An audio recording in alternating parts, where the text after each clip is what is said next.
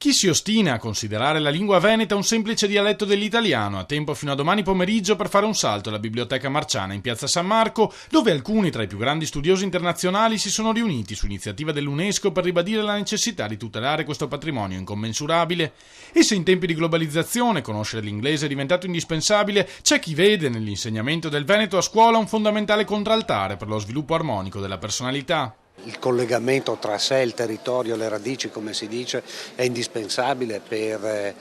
progettarsi anche il futuro, perché è impensabile che si viva all'interno del mare immanium di una dimensione, per così dire, planetaria, senza che questo non generi addirittura delle difficoltà psicologiche nelle persone. Una necessità riconosciuta a livello internazionale, come dimostra l'inserimento del veneto tra le minoranze linguistiche tutelate dall'UNESCO, ma paradossalmente ancora non affrontata dalle leggi italiane. Lo Stato italiano riconosce il croato, l'albanese, il catalano, riconosce tantissime lingue, oltre all'italiano, lingua appunto di tutta la penisola, non riconosce il veneto, che paradossalmente invece è la lingua regionale più parlata in Italia. Ma i problemi non vengono solo da Roma. È stata la Commissione Cultura di Palazzo Ferrofini a bocciare qualche tempo fa la proposta di legge nazionale che mirava ad aggiungere il veneto alle lingue già tutelate dallo Stato italiano, mentre è di questi giorni la proposta del Partito Democratico di eliminare il capitolo dell'identità veneta dal bilancio 2011, azzerando i fondi già scarsi dedicati alla valorizzazione di questa lingua.